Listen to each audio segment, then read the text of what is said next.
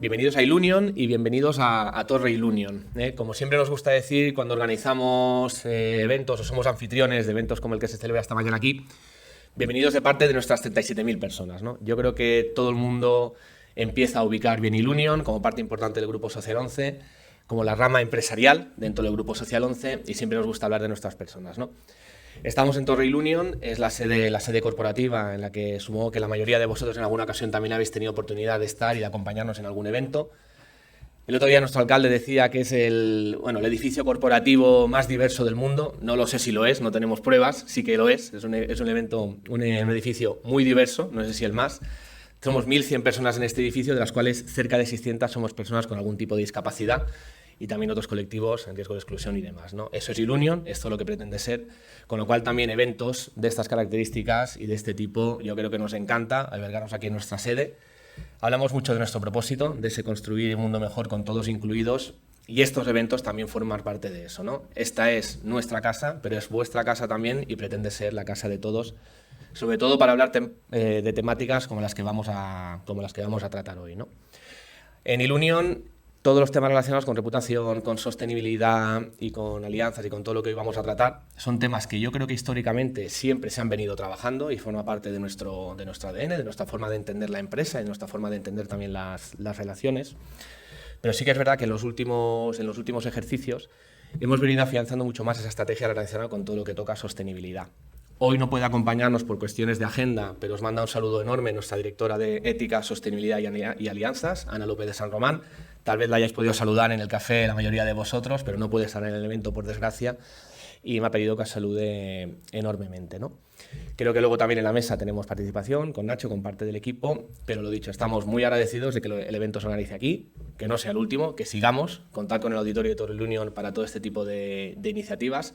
Agradeceros también en nombre también yo creo que del mundo empresarial en general, todo el impulso que se le está dando a estas temáticas.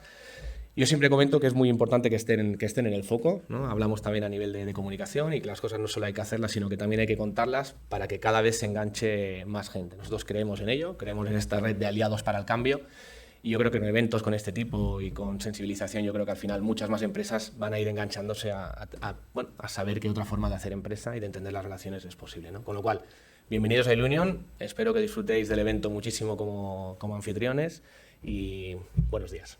Muy bien.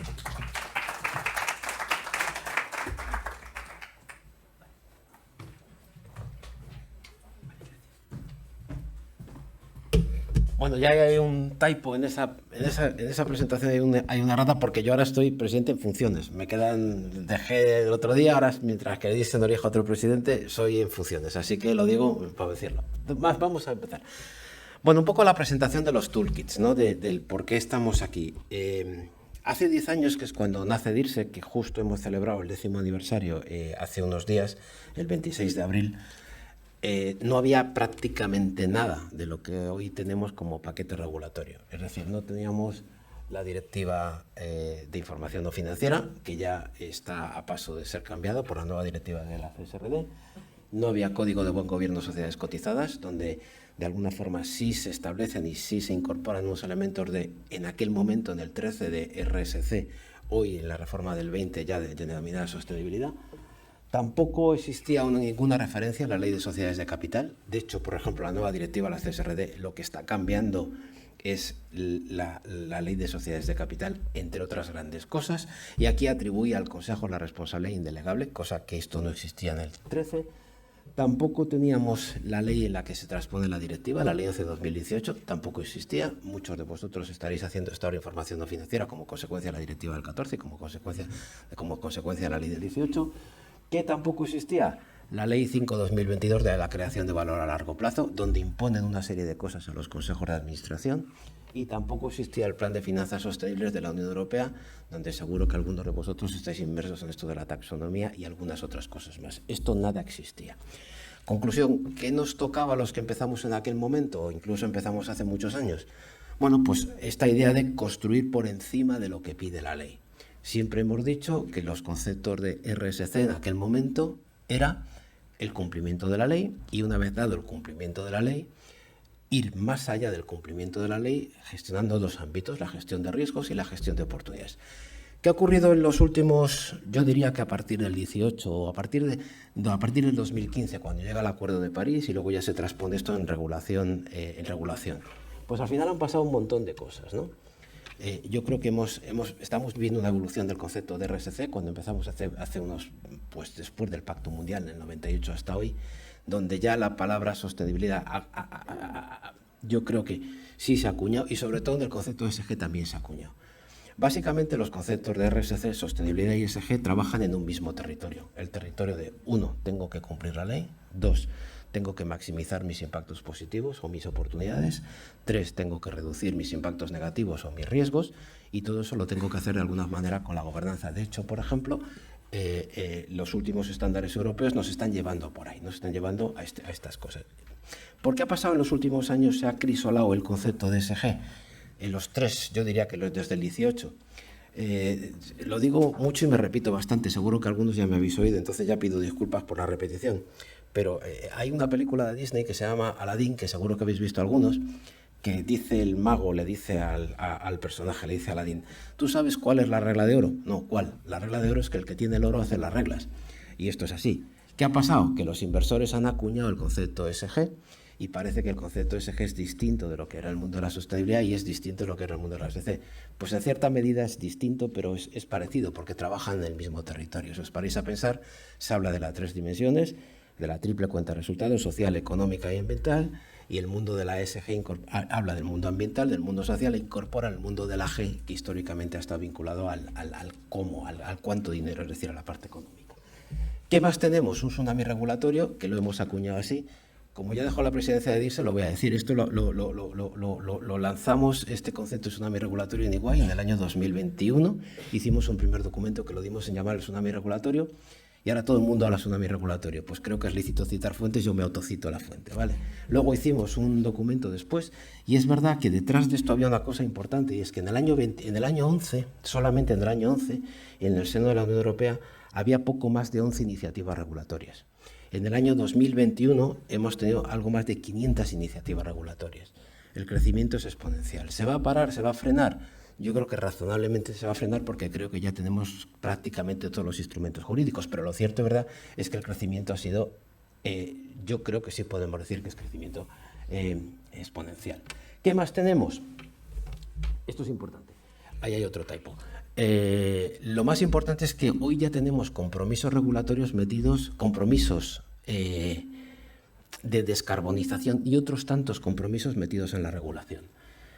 Ya existe regulación en el caso de la Unión Europea con objetivos al 2030, ya existe regulación en el caso de España también con objetivos a 2030, existe también objetivos incorporados al 2050, y de hecho esto ya lo tenemos en el ordenamiento jurídico. Ya no es una declaración voluntaria de compañías, ya son compromisos regulatorios. Fijaros, y tanto es así que lo que se está planteando es que cuando una compañía hace objetivos públicos, por ejemplo, de descarbonización para el 2030, eso tiene que tener un impacto en su propio balance y en su propio, por ejemplo, en sus propias existencias. ¿Qué quiero decir? Que si una compañía, por ejemplo, una eléctrica, por ejemplo, una petrolera, declara un compromiso de reducción del 55% de sus emisiones en el 30, tiene que apagar parte del valor en libros de su balance para equiparar esos conceptos, esa reducción. Es decir, ya no estamos hablando de brindis al sol, estamos hablando en última instancia de impactos financieros como consecuencia de los objetivos que están metidos en derecho normativo. ¿Qué más tenemos? Bueno, pues tenemos un apetito inversor muy importante en materia de sostenibilidad. En junio del 21, 1 de cada 2 euros invertidos en Europa eran euros calificados como ESG según taxonomía. Lo que ahora estamos viviendo es otra cosa, es la polarización en el mundo de la sostenibilidad. Lo habréis visto, lo estamos viendo en Europa, pero lo estamos viendo mucho en Estados Unidos. En Estados Unidos, por ejemplo, algunos gobernadores republicanos han sacado legislación en contra de la inversión ESG porque entienden que aquellos fondos que no invierten en fósiles están reduciendo el valor de los planes de pensiones. ¿Por qué? Porque buena parte de los planes de pensiones están invertidos en fósiles. En consecuencia, hay un movimiento muy interesante. Si alguien tiene un interés, que se mire una carta que 50 fiscales han mandado a BlackRock diciéndole que están ejerciendo un deber irresponsable, un deber fiduciario irresponsable para el mantenimiento del valor de sus inversiones. Detrás de todo esto va a haber un movimiento interesante. De hecho, hace unos cuantos días también el presidente norteamericano hizo su ejercicio de veto para vetar este tipo de resoluciones en Estados Unidos. Esto, que puede parecer que es anecdótico, en la medida en que los capitales son globales, lo vamos a tener aquí. Esto es lo que tenemos hoy aquí. ¿Qué tendremos en el 2030? Voy usted a saber. Pero bueno, como aquí esto va un poco de pitoniso, pues vamos a hacer algún juego de pitoniso, ¿no? Yo hago algunas preguntas. ¿Vamos a tener el aseguramiento razonable de la información no financiera? Es decir, ¿se va a obligar a que la información de sostenibilidad o la información no financiera se someta a los mismos criterios de auditoría que hoy se somete a la información financiera? Lo que esto hace unos años era una pregunta, hace 2 años era una pregunta, hoy es una realidad. La CSRD establece que entre el 28 y el 30 se va a exigir a la información de sostenibilidad los mismos criterios de auditoría que la información financiera. ¿Esto qué significará?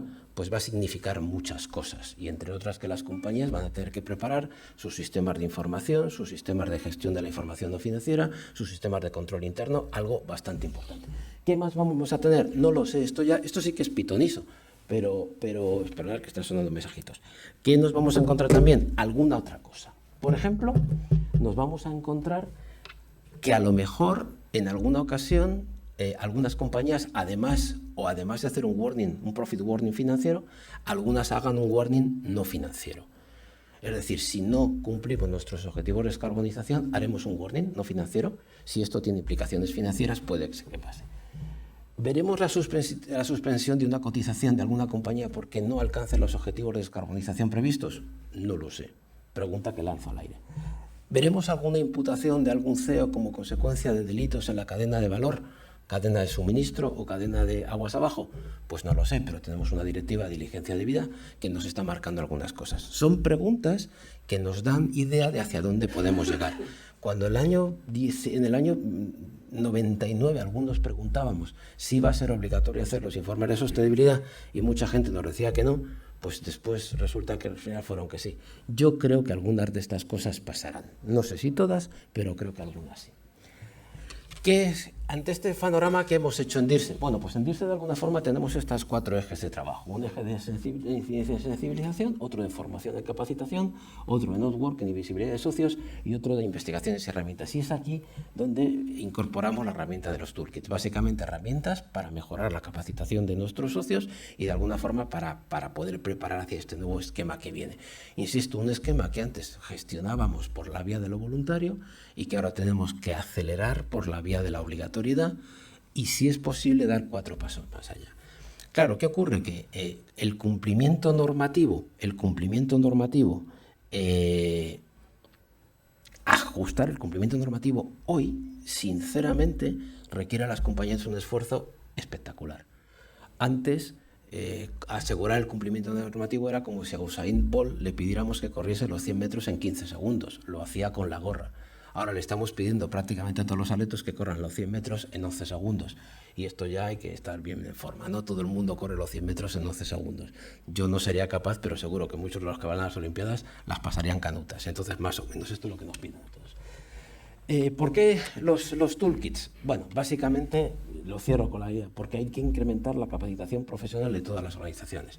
Nos estamos dando cuenta que esta la avalancha de cosas nuevas que ocurren en el ambiente regulatorio, en el ambiente no regulatorio, en marcos de reporte, en framing de ratings, que de alguna forma aquí te quedas viejo en dos días. Lo comentaba ahora con Clara.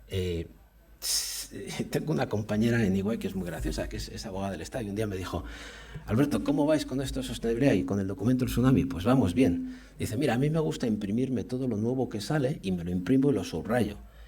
Y entonces empezó a imprimirme y me lo subrayo, lo dejo en la mesa, digo, mañana me lo leo. Dice, pero resulta que al día siguiente tengo que imprimir más. Y me dice, y es que lo apunto y mañana me lo haré. Total, que cuando ya tengo un tocho así de papeles he dicho, ya no leo más, lo he tirado toda la basura y que se ocupen otros. Pues prácticamente esa es un poco la situación que vivimos.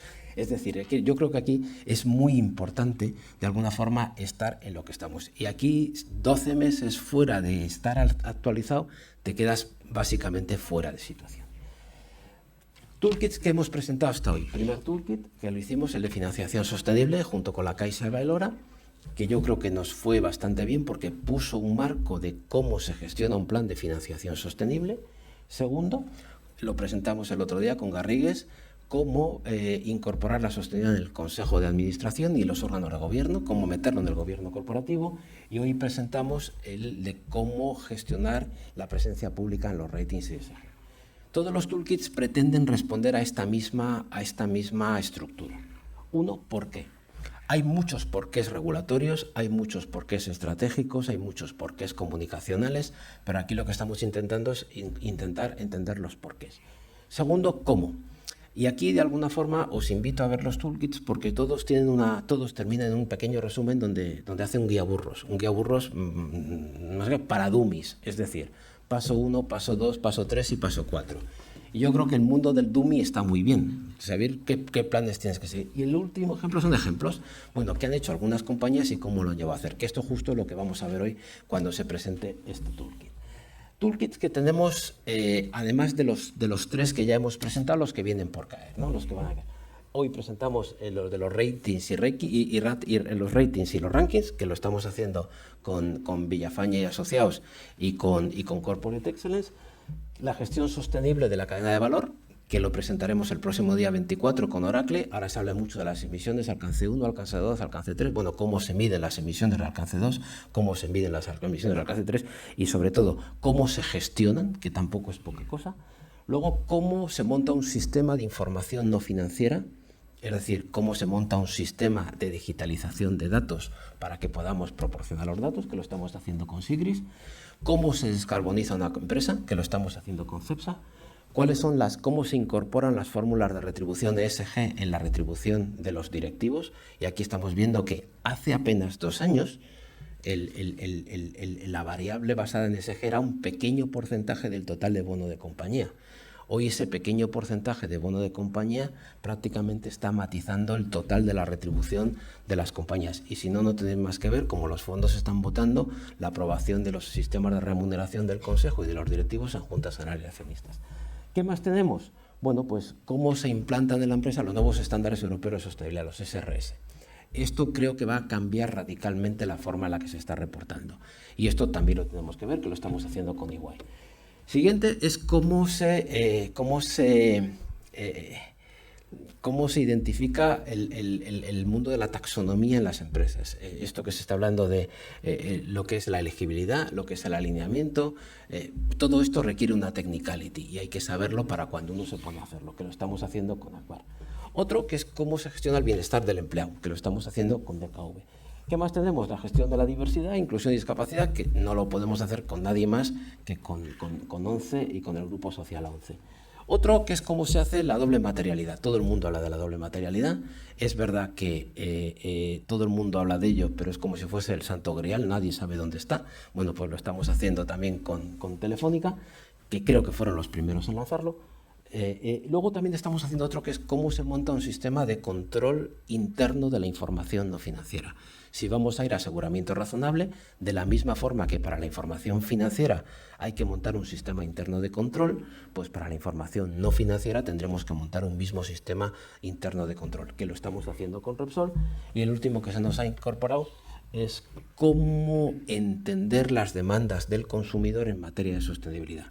Porque aquí todo el mundo habla de eso, pero lo cierto y verdad es que seguimos comprando en determinados sitios, y voy a decir una cosa que no la voy a decir, que de alguna forma cuando haces doble clic lo que hay detrás de aquella cosa tan barata, pues al final detrás de esa cosa tan barata lo que hay es algo pues que todos imaginamos lo que es. Bueno, pues esto es un poco lo que estamos haciendo. Esta es la batería de toolkits que tenemos para ir presentando progresivamente este año y el año siguiente, y luego pues Dios dirá. Pero eso es más o menos lo que estamos haciendo. Entendemos que esto ayuda a la formación de capacidades de los profesionales, y creo que esto ayuda a ponerse al día de todo lo que está pasando. Así que poco más. Ahora tenemos una mesa que invito tanto a Clara como a Sebastián a que suban, que vamos a moderar la mesa. Gracias. Poneros donde queráis. Muy bien.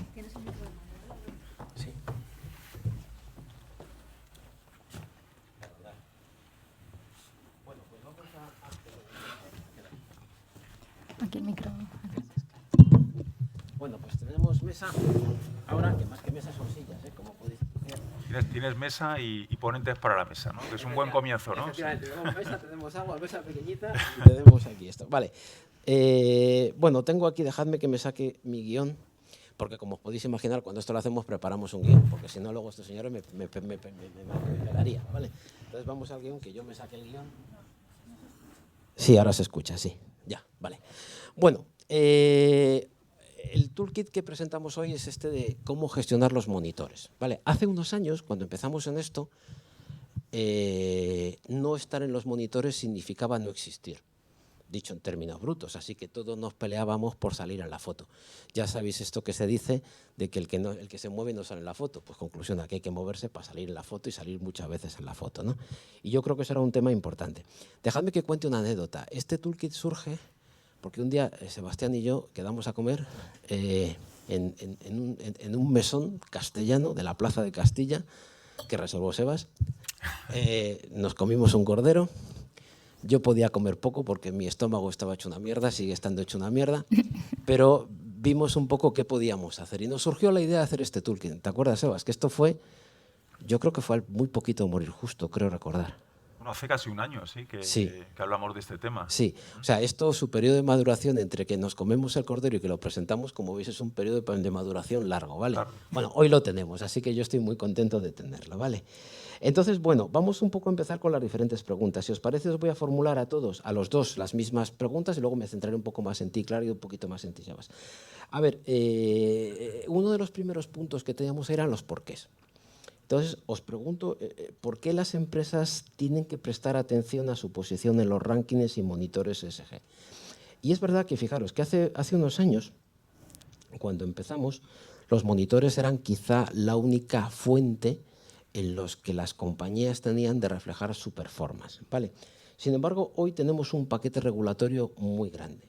Ese paquete regulatorio nos obliga ya a reportes de información no financiera, nos obligará también a reportes de sostenibilidad, nos va a obligar, de hecho, a hacer manifestaciones expresas de objetivos de reducción o objetivos de lo que fuere.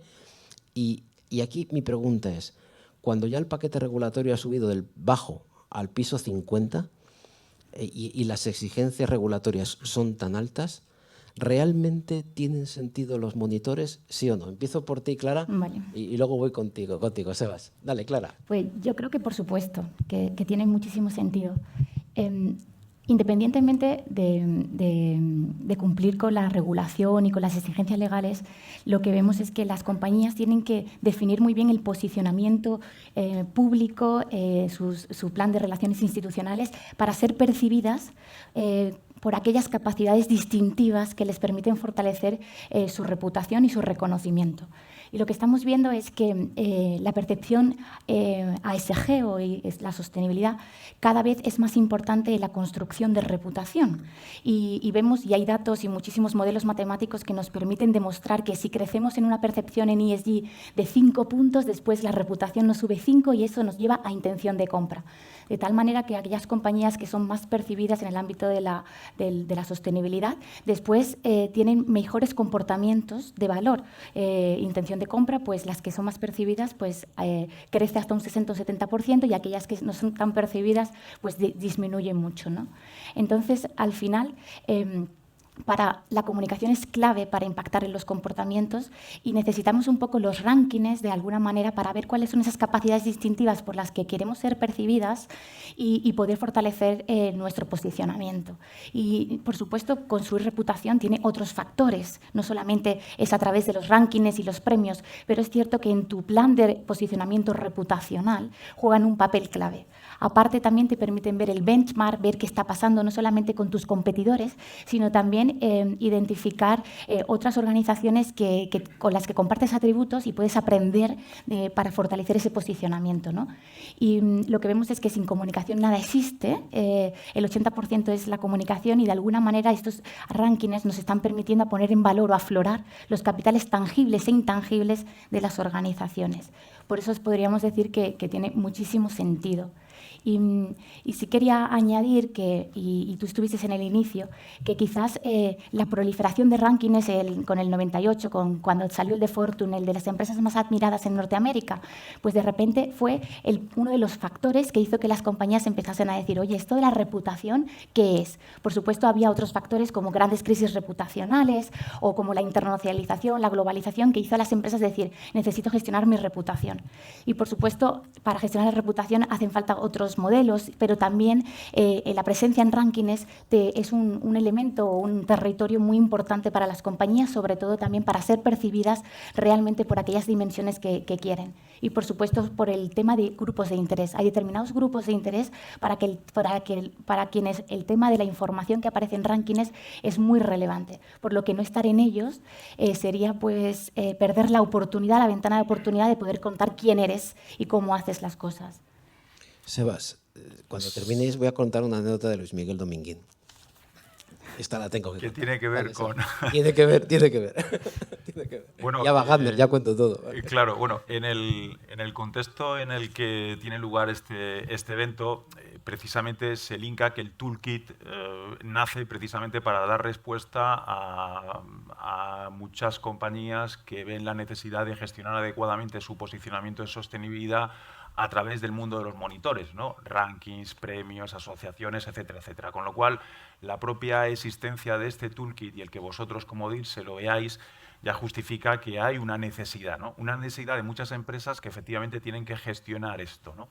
Tú decías, bueno, pero ya está la regulación, ¿no? Antes es que había que estar sí o sí y ahora, claro, el regulador te obliga, con lo cual sigue siendo relevante la presencia en rankings, en monitores, etcétera.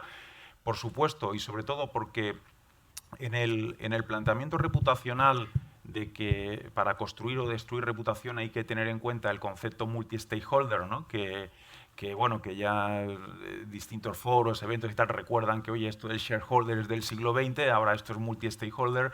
Claro, ya las compañías no solamente realizan o actúan desde su realidad pensando en el regulador, están pensando en todos sus grupos de interés, ¿no? Es lo que venimos a llamar la licencia social para operar, que tú tienes la licencia que te permite abrir el centro tal o la actividad, pero tienes que ser validado o aprobado no solamente por tus clientes, por el regulador, por los empleados, por los ciudadanos de a pie, la sociedad general, etc. Entonces, por supuesto, es imprescindible trabajar ese reconocimiento de una forma transversal, de una forma multi-stakeholder, mucho más allá de lo que el regulador define. Y en ese contexto, linkándolo, hay quien piensa que el reconocimiento se trabaja exclusivamente con la comunicación, ¿no? Yo tengo una buena estructura de comunicación y ya con eso conseguiré que se sepa lo que hago, ¿no? Pero la comunicación se queda corta. Es imprescindible que otros reconozcan los méritos de lo que tú haces, ¿no? Y esos otros son precisamente todos esos estados, todos esos emplazamientos, todas esas iniciativas, organizaciones, ranqueadores, etcétera, etcétera, que ayudan, entre comillas, a poner orden, si se hace de una forma rigurosa, de una forma profesional, para incidir en que lo que tú dices que eres es realmente así, en un ámbito como la sostenibilidad, y como tal, los monitores son una palanca clave para el reconocimiento reputacional o el reconocimiento de la sostenibilidad de las compañías.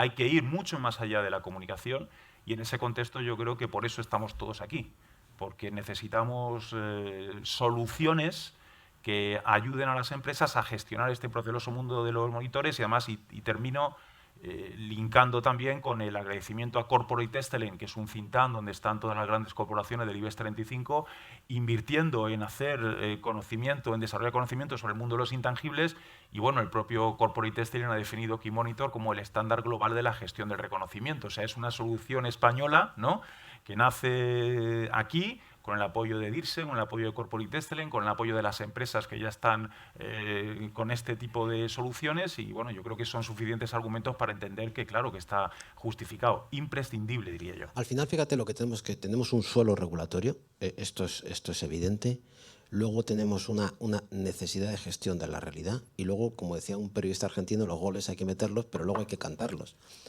Cuento la anécdota de Luis Miguel Dominguín. Se dice, y yo creo que es una anécdota cierta, que Luis Miguel Dominguín, cuando vino a Wagner, tuvo una relación con ella. Total, que una noche sale del hotel a las tantas de la mañana y le dice el mozo de España, maestro, ¿dónde va usted? Y el otro le contesta, ¿dónde voy a ir? A contarlo. Pues esto es algo parecido. Es algo parecido, ¿no? Lo digo de los goles. Aunque no me crean. Aunque no me crean, lo voy a contar. Bueno, vamos a la siguiente, ¿no? Vamos a la siguiente. Hemos visto o vamos a ver luego en la presentación, luego cuando veáis, que hay muchos índices y monitores. Hay una sopa de letras enorme. Hay muchos actores aquí trabajando. Y mi pregunta es muy directa. ¿Sirve con elegir uno? Es decir, ¿sirve con casarse con uno o hay que estar con todos? Yo creo que esto es importante porque muchas veces las compañías dicen, bueno, yo ya estoy aquí, ya me vale. Y aquí mi pregunta es esa, porque muchas veces uno de los debates que aparecen en las compañías es, bueno, yo voy a apostar por este y si ya salgo bien en este es suficiente. Os repito la pregunta a los dos. ¿Sirve con uno o hay que estar en todos? Clara, empieza por ti. Nosotros creemos, que no se puede estar en todo, pero para liderar tienes que ser y también tienes que estar. Y quizás esa es la gran singularidad que te da Key Monitor, de alguna manera. La herramienta es un mapa que te permite identificar cuáles son aquellos más relevantes para tu posicionamiento en base a tus capacidades distintivas o donde quieres fortalecer tu posicionamiento, pero también que son más importantes para los grupos de interés a los que quieres un poco alcanzar de alguna manera. Y el nacimiento de Key Monitor, de alguna manera, responde a que llevamos muchísimo tiempo trabajando en este ámbito. O sea, las compañías, como decías, están perdidas a veces. Se ha caído. Vale. Las compañías están a veces perdidas porque hay tanto ruido a veces que dónde poner el foco, ¿no? Y lo cierto es que esta pregunta llegó hace 10 años a Corporate Excellence, en 2013, que hablabas un poco del nacimiento de DIRSE, y ya en ese momento había muchísima duda de dónde deberíamos de estar para seguir siendo relevantes o para ser realmente relevantes, ¿no? Y construir este posicionamiento reputacional. Y eso nos llevó en ese momento pues, a establecer como una serie de indicadores objetivos que nos permitiesen identificar qué ranking es más relevante que otro. Y con la Universidad Pontificia de Salamanca y la Universidad Complutense de Madrid hicimos un mapa para ver cuáles eran los índices claves en el ámbito de la reputación y de la sostenibilidad ya en ese momento, ¿no? Y ya hablábamos de criterios ambientales, sociales y de gobernanza. Aparecía toda la parte de talento y de empleados también como un lugar muy importante para posicionarte como compañía, y establecimos ese mapa.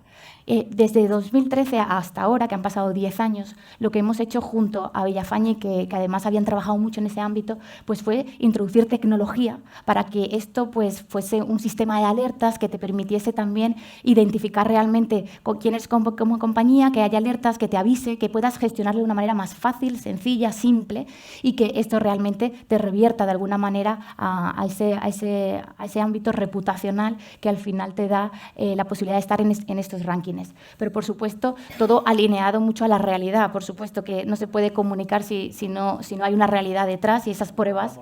Luego hablamos de las realidades. No quería entrar en eso, pero sí es cierto que diría que, por supuesto, se nos puede estar en todo. A mí me gusta mucho la idea de que las compañías, si quieren liderar, tienen que estar y hay que estar en los que son relevantes. Sebas, ¿nos casamos con uno o vamos aquí al totum revolutum? Yo vuelvo al toolkit, ¿no? Venga, para eso, vale, luego vamos al toolkit. ¿Por qué este toolkit? Pues porque no se puede ni se debe estar en todos. Hay que saber dónde hay que estar. Y más en un entorno donde continuamente aparecen nuevas iniciativas, nuevos rankings y demás. Las empresas están bombardeadas por todos los rankeadores, por todas las asociaciones, por todas las fundaciones, por todos los certificadores de... Entonces, Key Monitor, vehiculado a lo que es este toolkit, pretende dar respuesta a dónde debes estar, en función de tu estrategia, tu posicionamiento, tu sector, si eres una empresa global o eres una empresa local, y cuáles son tus ejes de posicionamiento. Esto es en el ámbito de la sostenibilidad, que es una de las palancas de referencia en el que es casi un commodity para ya todas las organizaciones del mundo, precisamente por el empuje del regulador, pues realmente hay que poner luz, ¿no? Y en ese sentido, fíjate, yo me atrevo ya a incorporar esto, aparte de poner orden y de ayudar, yo creo que sienta las bases para discriminar positivamente a aquellos rankings, a aquellos monitores o aquellas iniciativas que son fiables, recomendables, de otras que pudieran no ser tan fiables o recomendables, ¿no? No voy a ser yo quien diga aquí qué tal ranking y demás, pero es verdad que, y además me lo he apuntado para que no se me olvide, la herramienta como tal a la hora de identificar dónde debes estar, no solamente lo hace desde un punto de vista cuantitativo, sino también cualitativo. Y eso lo podemos plantear porque estamos con Corporate Excellence, que es un think tank con el suficiente talento para poder hacer esto. Y ese enfoque cualitativo tiene en cuenta, y que no me olvide de ninguno de los criterios, el rigor metodológico del monitor, la transparencia, el impacto empresarial, el alcance de la actividad, el impacto mediático o el prestigio. Todo eso se tiene en cuenta a la hora de, entre comillas, recomendar ese u otro monitor. Yo creo que es suficiente materia para entender que segmentemos bien, definamos bien qué es lo que hay que hacer en función de tu posicionamiento, hagamos un bench sobre cómo está trabajando tu competencia, hagamos un análisis estructurado sobre cómo está posicionándose tu compañía y a partir de ahí ya definimos la estrategia, sin correr, ¿no? De la misma forma que a la primera pregunta decíamos que los goles, además de meterlos, hay que cantarlos. Aquí lo que podríamos decir es que no hay que ir a todos los balones, hay que ir a los balones que hay que jugar. Eso es. Eso se lo dijo Alfredo Di Stéfano a Raúl, le dijo, chicos, no vayas a correr a todos que te vas a agotar. Pues aquí lo mismo, elijamos los balones que tenemos que jugar. Vamos a la tercera pregunta, que esta la quiero centrar un poco en ti, Clara. Y tú lo avanzabas un poco. Claro, una cosa es ser y otra cosa es parecer. Una cosa es la realidad y otra cosa es la ficción, que decía Pirandello, ¿no? Pero en términos de gestión, Clara, ¿qué riesgos corremos, qué riesgos se corren por figurar razonablemente bien en un ranking si luego tienes agujeros internos en tu propia gestión? Porque esto es básicamente la esencia del riesgo reputacional. Muchas veces las compañías hacen un enorme esfuerzo por estar en un ranking, pero luego cuando miran de puertas adentro tienen enormes pies de barro en algunas cosas. ¿Dónde están los riesgos y cómo se identifican? Pues bueno, totalmente de acuerdo que en la era de la hipertransparencia y cuando los stakeholders tienen acceso a toda tu información, no tiene sentido construir sin tener pruebas de realidad. Sería un ejercicio de greenwashing, de comunicación engañosa, equívoca, que lo que te puede llevar es a un riesgo reputacional muy importante que puede traducirse desde grandes multas hasta la pérdida de confianza, ¿no? Que al final en crisis complejas, cuando se demuestra que lo que estás diciendo no es verdad, realmente lo que está en juego, la moneda de cambio en una crisis, normalmente es la confianza. Y lo que estamos viendo, y aparece también reflejado en el toolkit, ¿no? Es que hay compañías que lo hacen muy bien y lo cuentan muy bien, o sea que hay que meter goles, como bien dices, ¿no? Y también contarlos, ¿no? Entonces sería como compañías que están trabajando muy bien la reputación, que son conscientes de que la reputación es esa construcción de esa percepción, no se puede hacer si no se tiene en cuenta tu realidad. Y esa realidad es hacerlo relevante en las dimensiones claves que a lo largo de todos estos años hemos aprendido muy bien, que al final son dimensiones clave del negocio también y de la organización en sí misma como en su conjunto, ¿no? Desde innovación, tus productos y servicios, cuidado, trato de los empleados, toda la parte de ciudadanía. Hay una serie de dimensiones que te ayudan a poner en valor y a construir esa reputación. Después aparecen compañías que realmente comunican mucho, pero realmente cuando rascas, como bien dices, es un ejercicio superficial de marketing, un ejercicio de greenwashing en el que no hay una realidad que lo avale, ¿no? Entonces esas compañías, y en el toolkit aparece como son compañías con una reputación espuria de alguna manera, es el concepto que se ha utilizado y que utiliza el equipo de Villafaña también, para hablar de que están como que la prueba de algodón, ¿no? Que realmente no hay una realidad detrás, ¿no? Entonces, el impacto puede ser tremendo a corto plazo, puede ser en temas más económicos y financieros, pero en el largo plazo hasta perder la licencia social para operar, que sería como pues uno de los grandes retos que tenemos como compañía, que es mantener esa confianza, ¿no? Y después aparecen, por supuesto, compañías con oportunidades, o sea, no verlo siempre desde el punto de vista del riesgo, sino también como oportunidades porque tienen realidades muy buenas, pero comunican poco. Serían aquellas compañías que calificamos como con reputación latente, pero que en realidad son compañías que a lo mejor comunican poco en este ejercicio ahora de que también hay mucho miedo de comunicar los éxitos, bien, y porque no sabes cómo se van a recibir, ¿no? Pero que en realidad si lo hacen bien y se hace una estrategia de puesta en valor y que realmente responda a lo que piden los grupos de interés, se puede intentar pues fortalecer su posicionamiento reputacional, ¿no? Y no quería acabar sin decir, por ejemplo, una cosa, Alberto, déjame y permíteme, que hace 4 semanas aproximadamente, hace un mes, estuvimos en esta sede también presentando una guía que hemos hecho con WAS, con Women Action Sustainability, sobre cómo poner en valor la sostenibilidad, teniendo en cuenta de que está todo este tsunami regulatorio y que está muy bien porque ahí vas a tener que reportar, pero si quieres diferenciar y poner en valor todo lo que está pasando dentro de la compañía desde el ámbito de la sostenibilidad, cómo hacerlo, ¿no? Y al final, con todo el equipo de WAS, se ha desarrollado una guía práctica sencilla donde te habla un poco de los 5 imprescindibles, ¿no? Que, por supuesto, la comunicación de la sostenibilidad debería ser transversal y estratégica, clara y didáctica, o sea, muy, muy importante la parte del lenguaje por parte de las compañías a la hora de contar sus cosas, ¿no? También toda la parte, aparece que con visión 360, no solamente hacia afuera, hacia grupos de interés como inversores o incluso sociedad en general, sino también internamente con empleados. Aparecía también la idea de las alianzas como una vía de multiplicar el impacto y ser como más legítimos o creíbles cuando contamos cosas, ¿no? Y también, bueno, toda la parte también de transparencia y coherencia, por supuesto, ¿no? Entonces, bueno, aquí animo también a conocer esa guía porque se ha quedado con un checklist también de recomendaciones prácticas de cómo hacerlo, si quiero poner en valor mi sostenibilidad, cómo hacerlo, ¿no? Genial. El riesgo al final es riesgo boomerang. Si yo lanzo y luego tienes una pérdida de oportunidad de no contar lo que haces. Vamos al siguiente punto. Sebas, ahí me quería sentar un poco más contigo. Hace unos días el Economista publicaba que la Comisión Europea lleva bastante tiempo trabajando para que los ratings y los rankings publiquen su metodología.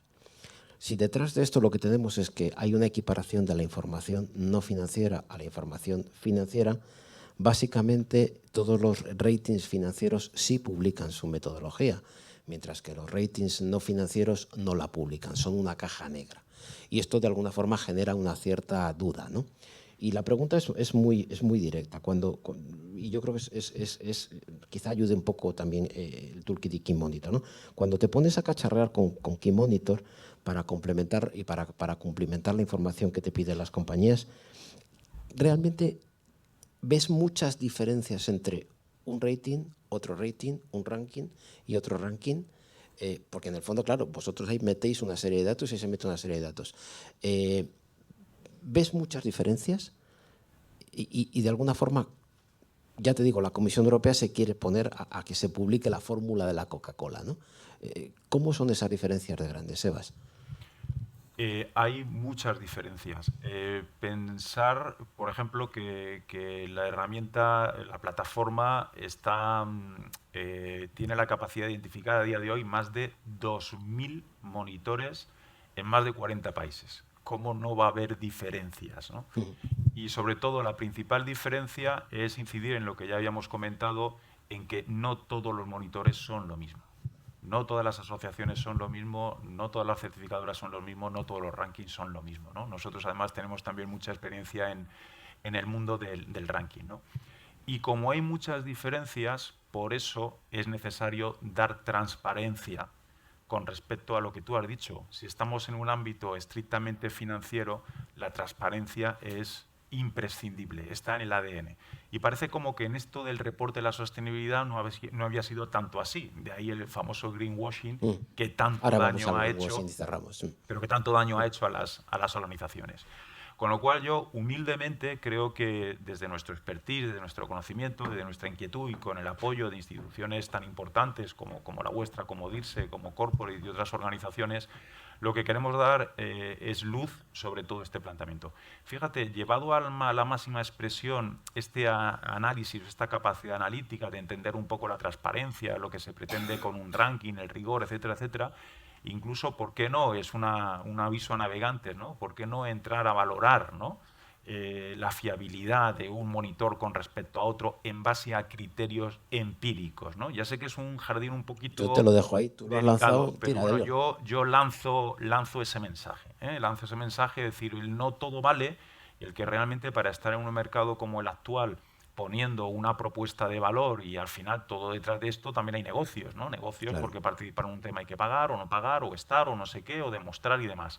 Entonces yo creo que es una buena noticia que se esté trabajando en este ámbito porque hay muchas diferencias. No vamos a entrar en el detalle porque no sería, en fin, lógico, pero detectado muchísimos desajustes y yo creo que esos desajustes tienen que aflorar por el bien de la sostenibilidad, por el bien de las empresas que trabajan en esa sostenibilidad y por el bien de los mercados y de los stakeholders que están obligados a exigir esa transparencia, ¿no? esa luz, ¿no? Yo, posiblemente, es verdad que la Unión Europea ha abierto esa iniciativa básicamente para los ratings. Otra cosa son los rankings, que es otra cosa. Los rankings es una iniciativa privada, no tiene nada que ver, pero los ratings posiblemente sí, porque la calificación en un rating puede incidir en el precio de mercado de una cosa.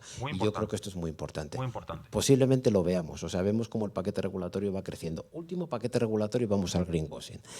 El otro día también la Unión Europea lanzaba una propuesta de directiva para abordar el tema del greenwashing. Fijaros que esto es interesante. En un estudio que habían hecho en el 20 se puso de manifiesto que el 54% de las alegaciones ambientales que habían examinado en la Unión Europea en las páginas web de las empresas europeas eran, insisto, el 54% engañosas o infundadas. Y el 40% de ellas carecían de fundamento. Es decir, ya sabéis lo que es el greenwashing, me como una y cuento 50, como en el parchís, ¿vale? Claro, la falta de normas comunes, de alguna forma, lo que nos están obligando es que se califica como green aquello que es marrón y de alguna forma todo el mundo, no tenéis más que ver la tele, todo es sostenible. Mi pregunta es esta: ¿cuánto se puede maquillar la gestión interna de una compañía para aparecer mejor en los ratings? Cuando uno rellena los formularios y rellena los cuestionarios, ¿hasta cuándo puede retorcer la realidad? Yo, por ejemplo, he figurado en muchos rankings como pívot de la NBA. Como podéis ver, es evidente que soy pívot de la NBA, ¿no?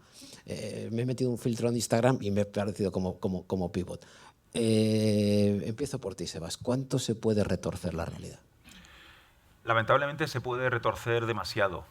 Nosotros ayudamos a algunas compañías a mejorar su posicionamiento en rankings o en determinados monitores, porque al final, bueno, es un tema de investigación, de bench, de identificar dónde hay que trabajar, dónde está el punto clave que hay que mejorar y, sobre todo, a identificarles dónde deben mejorar en su realidad.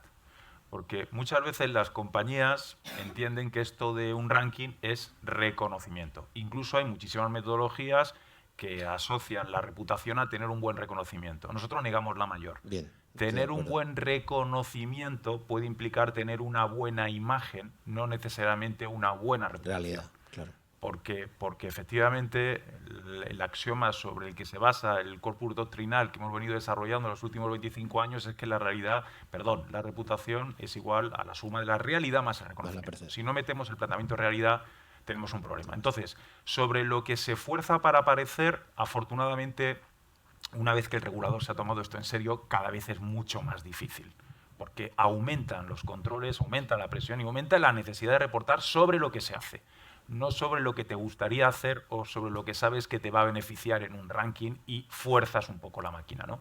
Desde la más absoluta ética, jamás colaboraríamos en un planteamiento que se saliera de la realidad, estrictamente. Es preferible recomendar a una empresa el no presentarse a ese monitor porque no tiene el ADN suficiente para hacerlo y perder el cliente, perdona que sea tan bruto, porque además se ha dado, a entrar en ese juego, decir, bueno, esto... Yo creo que es todo muy interesante, todo el tema de la normativa, la regulación. A mí me ha encantado oír cómo la directiva europea ya habla del informe de sostenibilidad. Recuerda el informe de estado no financiero. Sí, lo ha cambiado. Financieros, no financieros. Pues se han dado los impactos financieros de la información de sostenibilidad, claro. Y tú que eres un auténtico friki, con todo el cariño del mundo del tema de la regulación, es un libro tal. Yo creo que es un salto muy importante. Sí, es un salto. Ya dejamos de hablar de informe no financiero, metemos el componente, se abren comillas, sostenibilidad, se cierran comillas. Creo que eso es un salto gigante. Y ahora estamos ya, ¿sabes?, hacia el formato mix, ¿no?, donde realmente ya es un informe único, ¿no? Vamos a caminar donde ya no hay un informe uno u otro, es un informe único, ¿no?, de reporte organizacional, ¿no? Entonces, en ese sentido, la sostenibilidad ya forma parte de la palanca del reporte de una organización, ¿no?, que eso también es súper interesante, ¿no? No, bueno, y en ese sentido... pues efectivamente, hagamos las cosas bien, contémoslas bien y mejoraremos porque merecemos mejorar y si no, pues mejor no estés. No sé si me quedo preocupado con el inicio de la respuesta. Lamentablemente se puede Claro que se puede forzar. Clara, termino contigo y cerramos la mesa. Muy bien. ¿Cuánto podemos retorcer la realidad? Porque Bueno, igual que yo, tú y yo eres pívot también, tú también eres pívot de la selección española de baloncesto.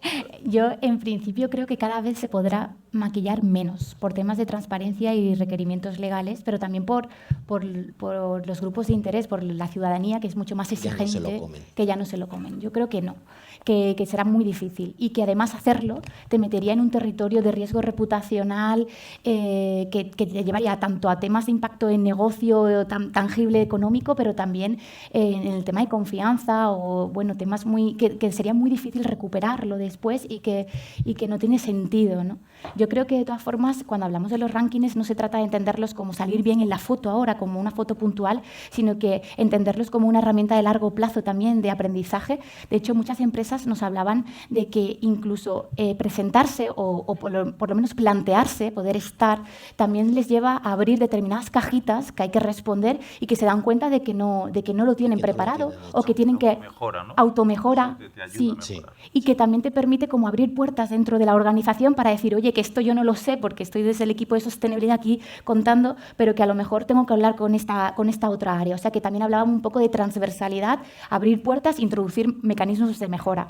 De hecho, eso, y si nos lo llevamos a rankings, al final es un público más objetivo el que te analiza. Si nos vamos técnicamente a cómo se catalogan este tipo de índices y rankings a nivel de los fundamentos de la reputación, y cuando hablamos de los modelos de medición ya más continuados, es percepción subjetiva de tus grupos de interés, ¿no? Pero tanto uno como otro pueden entenderse que te permiten, o es la llave de la excelencia, de alguna manera empresarial, que es un proceso de automejora que requiere una mirada de largo plazo, ¿no? Entonces yo creo que todo lo que tenga que ver con maquillar te lleva a territorios que no tienen sentido, que a lo mejor en el corto plazo pudiera salir bien en la foto, pero que en la sociedad en la que estamos no tiene sentido. El boomerang Sí. se volverá contra la organización y destruirá su reputación. Bueno, pues sirva este primer diálogo para entender lo que viene ahora, que es un poco la presentación más técnica del toolkit. Así que, nada, cerramos esta parte y entiendo que viene ahora, no sé quién viene, pero Sí. viene Lisa. Ahora los que saben. Venga, venga.